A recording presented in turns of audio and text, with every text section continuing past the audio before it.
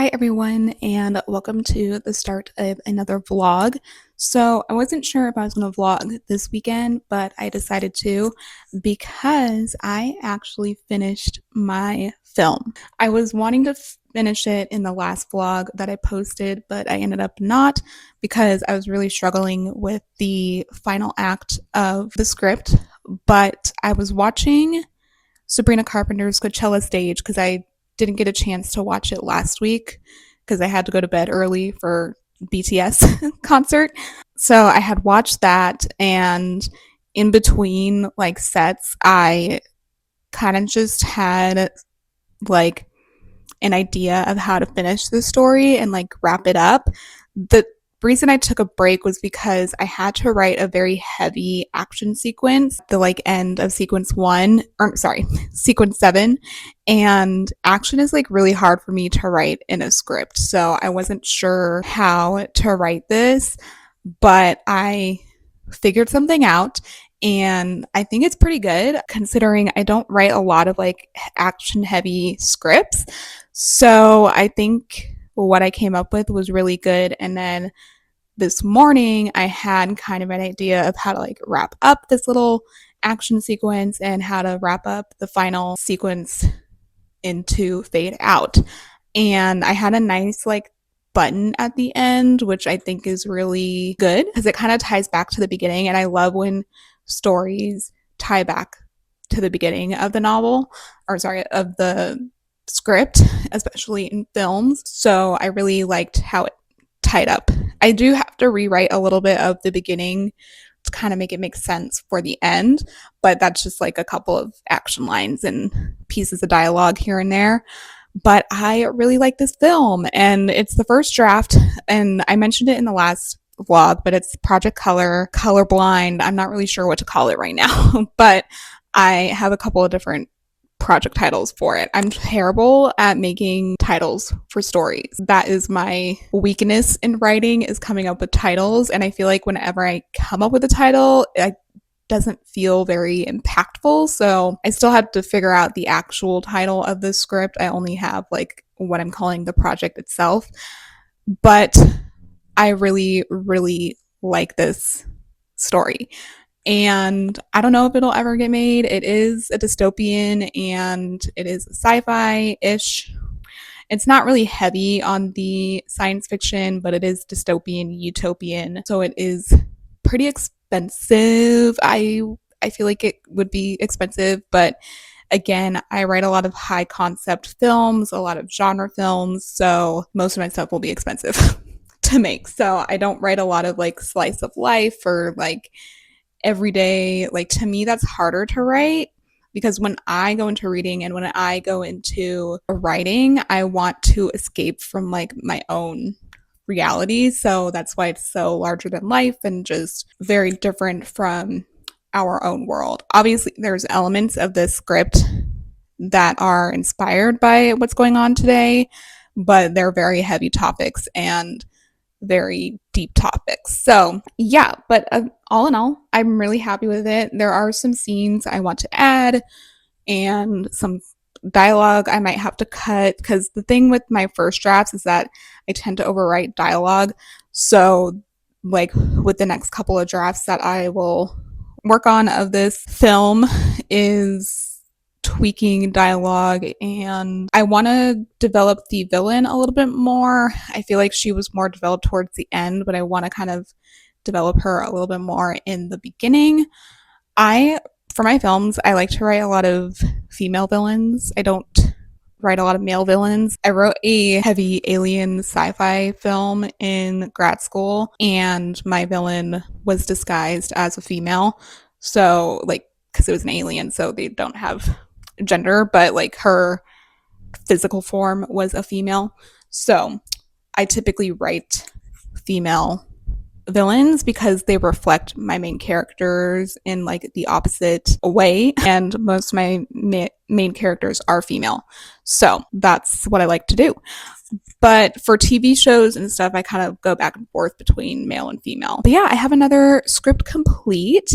It doesn't take me a long time to write a first draft because, again, it's kind of just like a words on a page. Sometimes it might make sense, sometimes it might not. I try to have a general structure, and when I write my first drafts, I write in like the sequences so that I know like where I am.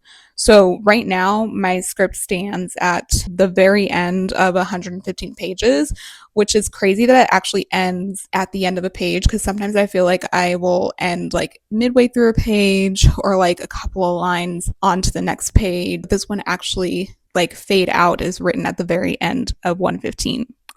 So that felt very successful. And I feel like that's a good range for a dystopian because typically dystopians are a bit longer, especially like sci-fis and fantasies, because you have this whole world to kind of introduce and develop and all that stuff. So yeah, I feel like 115 is a good marker, and it's like not too long, not too short, so it's kind of like right in between. And I feel like I could cut that down even, but it might go up if I add a few more scenes, but it might go down because I'll try to cut some dialogue, so we'll see where it ends.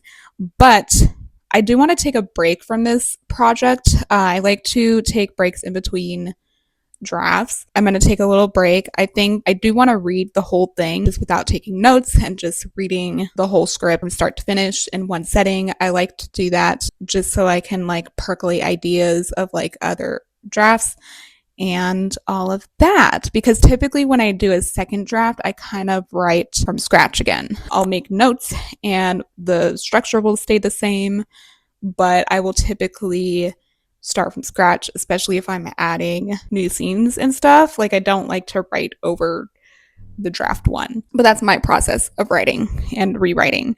So yeah, very exciting. I'm so happy to have it done. I really was like just in a mood. Like once I know the trajectory of the final sequence, like I'm just writing till the very end until I hit that fade out. So I was in a really strong writing mood this morning, especially, and I think taking that week off really helped me too, because I was writing it in my notes app in between the Coachella show last night, and I wasn't there. I was watching it from home, but I was writing it in between sets, and I wrote a decent amount of pages, and I didn't realize it because it's hard to know like how many pages you're writing in the notes app, but it was a decent amount of pages, and it was actually like pretty good writing. I typically don't write at night, but I was, sparked by, I don't know, I was just in a mood to write. So I decided to write last night, and it helped because it helped me move forward with the story and finish today. But with all that being said, I kind of want to show you my lookbook that I created for this project, because I don't think I've ever shown you like actual development stuff that I've done for this project. I don't know. I don't remember. And I don't rewatch my vlogs because like they are on the longer side, so I don't know what I've shown you and what I haven't. I think I briefly mentioned my lookbook, but basically a lookbook is kind of like your visual aid for production. It has like photos that kind of give a general sense of what you want your film to look like, but I kind of have different sections of mine, and then I also have some other things like the synopsis and themes and stuff like that written in. So it's kind of a mixture of like a pitch deck, but also more of a lookbook style. And I prefer lookbooks more than pitch decks because I like to play with the images and stuff. And like when I pitch, I don't want there to be like tons of text because I want them to kind of listen to what I'm saying and look at the pictures with like not too much words, because I'll be telling the story, like if I ever get to pitch this, which I don't know, may or may not happen, but I do have the idea to tell people, and if they want to read the script, I can send off the script to them. But with all that being said, I'm going to flip you guys around and show you the lookbook.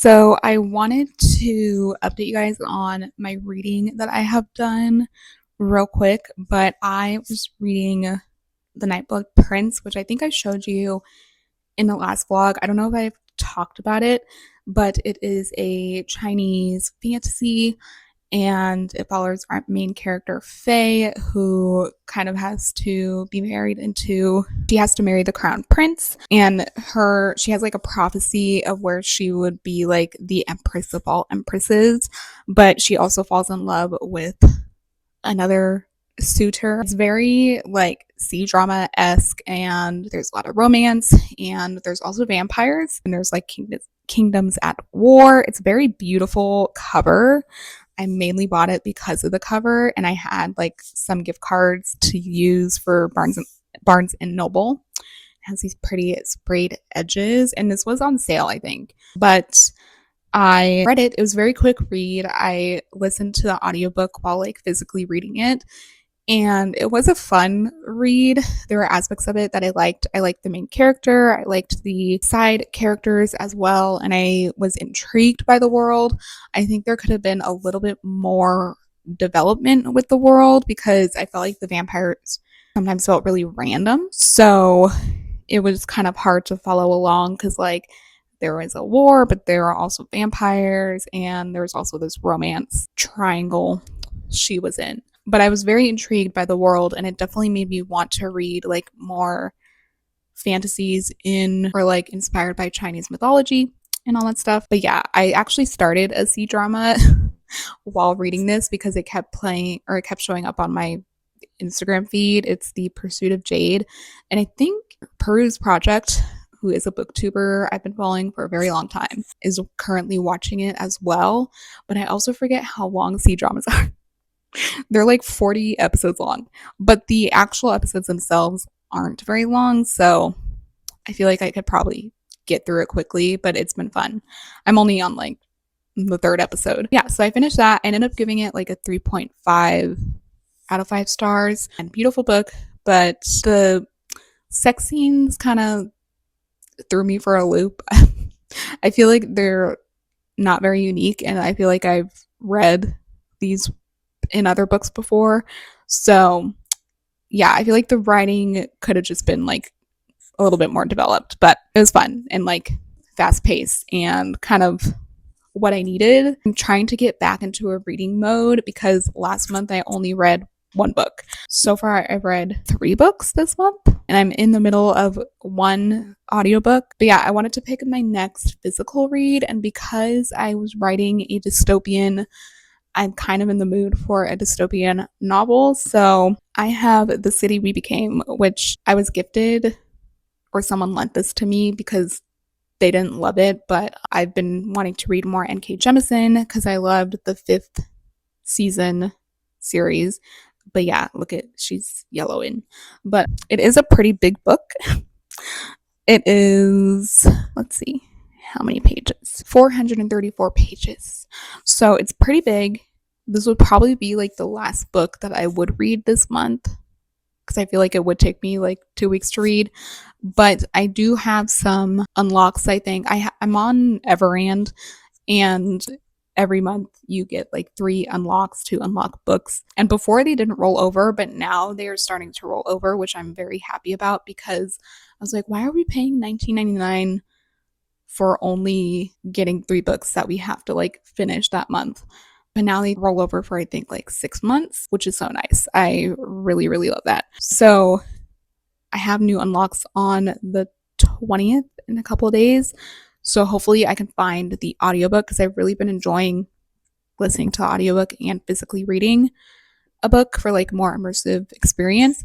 But I think this will be my next read because I don't have a lot of physical dystopian novels that I could read on hand. I would have to like buy something. I'm trying not to do because for one, I don't have any more space to buy anything, and also I'm probably most likely moving in a couple months.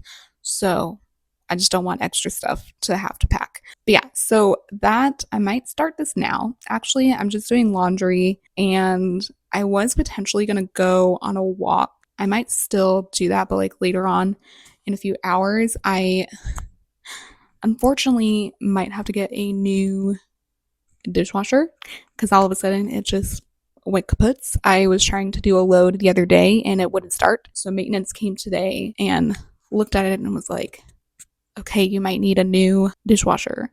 So he was going to see if they had any on hand. And I'm literally just waiting for him for a call.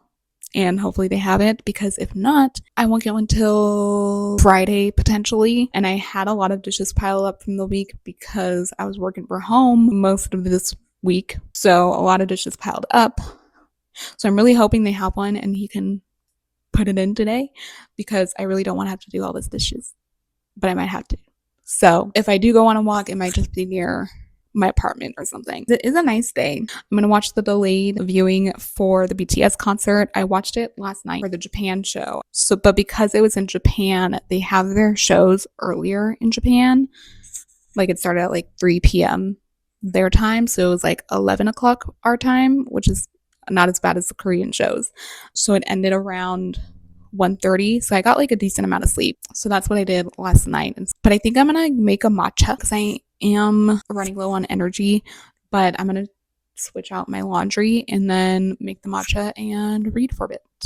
So just having a nice relaxing Saturday. I also get pretty exhausted on Saturdays because like work has been a lot. So yeah, Saturdays are usually my chill days, and then sometimes Sundays I'm like I might venture out. Less traffic Sundays.